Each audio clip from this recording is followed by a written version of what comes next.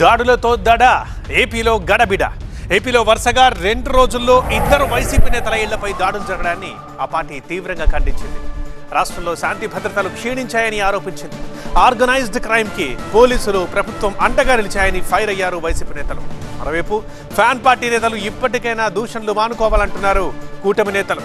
TDP cadre సంయమనం పాటించాలని, ప్రజాస్వామ్యంలో దాడుల్ని ఉపేక్షించేది లేదని అన్నారు సీఎం చంద్రబాబు. చట్టాన్ని ఎవరూ చేతుల్లోకి తీసుకోవద్దన్నారు.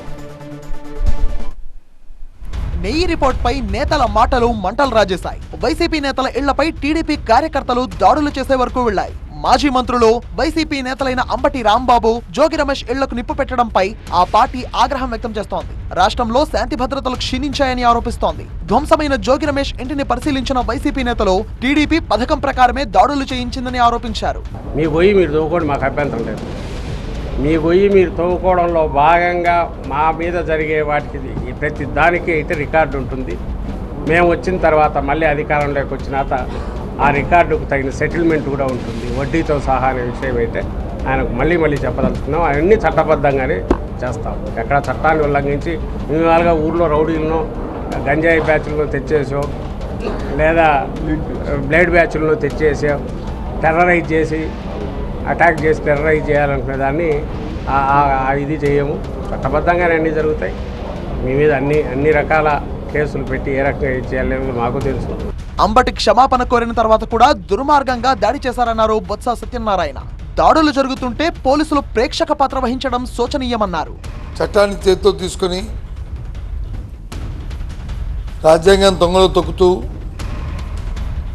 పోలీసు వ్యవస్థను అడ్డుపెట్టుకొని ఇలాంటి చర్యల్ని ఇప్పుడు చూడలేదు. దీన్ని తీవ్రంగా ఖండిస్తూ వీటిపై కార్యాచరణ చేయాలని, అటు న్యాయపరంగా దాంతోపాటు జాతీయ స్థాయిలో కూడా ఈ అంశాన్ని తీసుకెళ్లాలనేది మీ అందరం కూడా ఇవాళ చర్చించినప్పుడు పెద్దలు సూచనలు.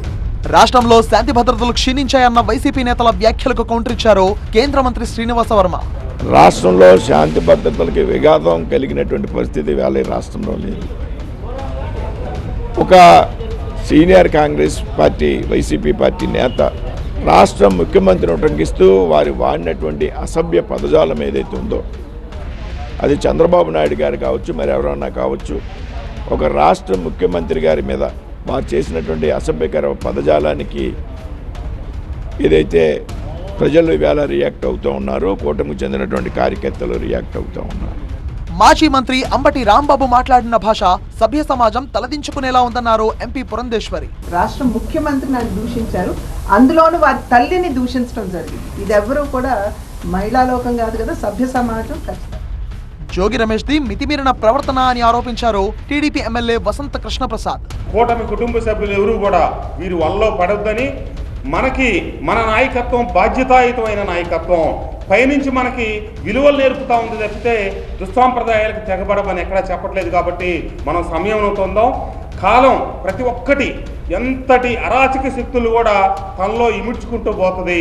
తప్పకుండా జోగి రమేష్ అనే వ్యక్తి మారితే పర్లేదు, కానీ మారకపోతే ఆ ప్రకృతే అతన్ని తనలో ఇముడ్చుకుంటూ పోతుంది. వైసీపీ నేతలపై చట్ట ప్రకారం ముందుకు వెళ్లాలి తప్ప దాడులకు దిగొద్దని కార్యకర్తలకు సూచించారు TDP AP chief Palla Srinivas. 4 సార్లు ముఖ్యమంత్రి, 3 సార్లు పూర్తి చేసుకుని 4వ పర్యాయం ఆయన ముఖ్యమంత్రికి ఉన్న వ్యక్తి మీద నువ్వు మాట్లాడింది ఎవరి మీద మాట్లాడారండి? మీరు వాళ్ళ తండ్రి మీద, తల్లి మీద మాట్లాడతారు. గతంలో అలాగే గుణం మీద మాట్లాడారు.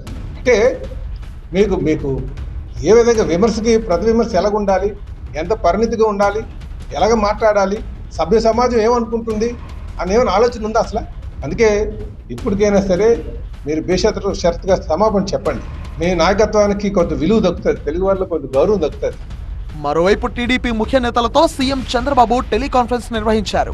వైసీపీ నేతల ట్రాప్ లో కూటమి నేతలు పడొద్దన్నారు. అధికారం కోల్పోయామనే అసహనంతో వైసీపీ ఉందన్నారు. హింసను ప్రేరేపించాలనే వైసీపీ నేతలు రెచ్చగొట్టే వ్యాఖ్యలు చేస్తున్నారని చెప్పారు.